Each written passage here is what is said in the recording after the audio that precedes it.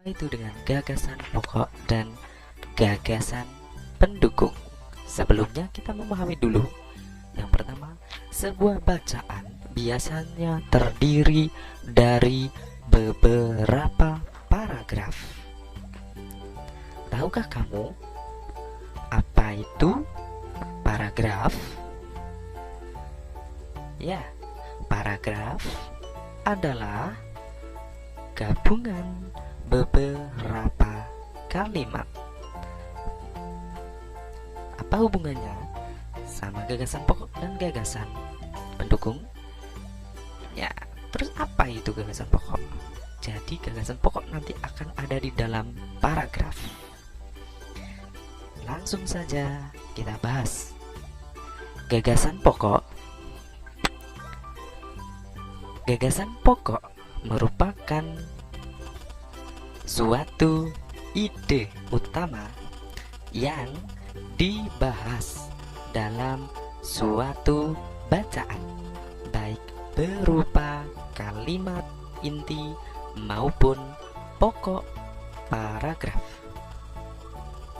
Gagasan pokok terdapat dalam kalimat inti atau kalimat utama yang biasanya terletak pada bagian awal atau akhir paragraf. Contoh suatu paragraf ini ya, kalian perhatikan. Biasanya gagasan pokok ada di sebelah sini. Maksudnya ada di awal paragraf atau ada di akhir paragraf. Ya, sebelah sini. Itu akhir paragraf. Kita bahas selanjutnya, gagasan pendukung. Gagasan pendukung adalah uraian atau tambahan informasi untuk gagasan pokok. Gagasan pendukung disebut juga sebagai gagasan penjelas. Gagasan pendukung berfungsi untuk menjelaskan gagasan pokok. Gagasan pendukung dinyatakan lebih dari satu kalimat saja.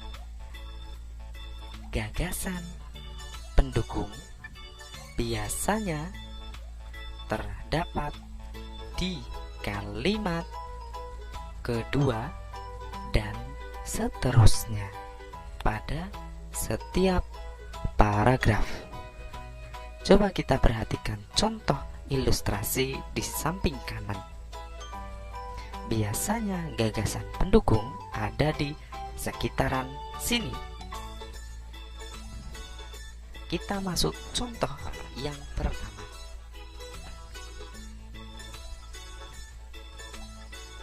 Satu, peringatan 17 Agustus Kodim 0606 Kota Bogor sediakan 600 porsi makanan gratis.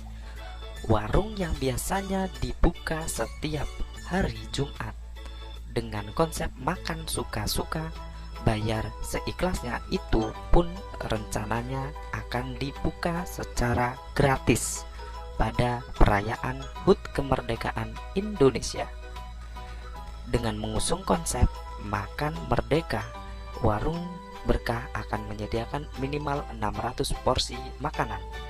Dan tim 0606 Kota Bogor Letkol ARM Dodi Suhadina menyatakan bahwa kegiatan itu sebagai hari HUT kemerdekaan Indonesia. Kita perhatikan bagian awal ini.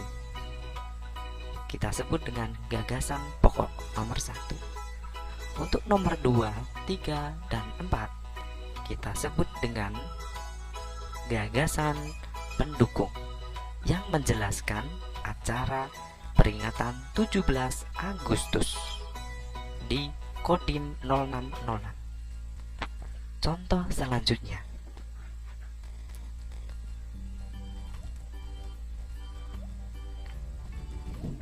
Pak Made dan Pak Udin memastikan saluran selokan lancar. 2. Pak Nur menjamin mengambil sampah dan meletakkannya di gerobak sampah. Setelah kegiatan kerja bakti selesai, warga berkumpul untuk menikmati teh hangat. 5. Mereka senang karena selokan sudah bersih. Kini mereka siap menghadapi musim hujan. Dari sini kita dapat melihat gagasan pokok ada di akhir paragraf karena mereka sudah siap menghadapi musim hujan. Dan gagasan pendukung ada di nomor 1 sampai nomor 4 di awal-awal paragraf.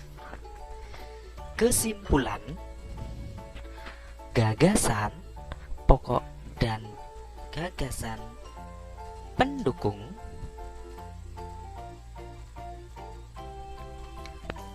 bahwa dalam menentukan gagasan pokok dan gagasan pendukung dapat digunakan dengan langkah-langkah berikut ini. 1. Bacalah teks dengan cermat. 2. Temukan kalimat utama atau kalimat inti di setiap paragraf untuk menentukan gagasan pokoknya. Kalimat utama atau kalimat inti dapat terletak di awal, akhir, atau awal dan akhir paragraf. 3. Temukan kalimat penjelas di setiap paragraf untuk menentukan gagasan pendukungnya. 4. Ubahlah kalimat utama dan kalimat penjelas ke dalam kalimat yang lebih inti. Oke, bagaimana adik-adik? Dari penjelasan ini, siapkan bukumu untuk belajar.